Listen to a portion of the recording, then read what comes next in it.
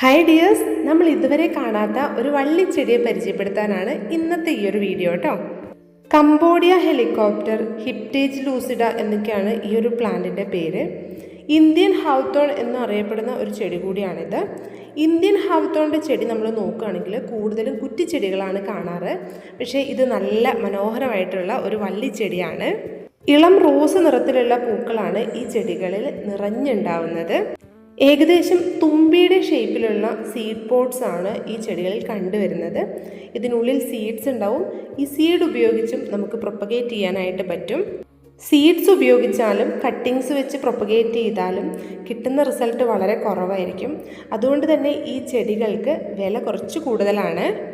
ഇതിൻ്റെ seed pots കാണാനും നല്ല റെഡ് കളറിൽ, അത് കുറച്ച് ദിവസം നിന്ന് കഴിയുമ്പോൾ ഒരു ഇളം റോസ് കളറിലും നല്ല ഭംഗിയായിട്ടാണ് നിൽക്കുന്നത്. പൂക്കൾ പോലെ തന്നെ മനോഹരമാണ് സീഡ് പോട്ട്സും.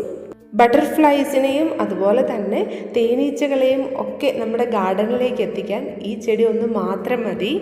നമുക്കിപ്പോൾ വളരെ കുറച്ച് മാത്രം അവൈലബിൾ ആയിട്ടുള്ള പ്ലാന്റിൻ്റെ സൈസ് ഈ കാണുന്നതാണ് കേട്ടോ.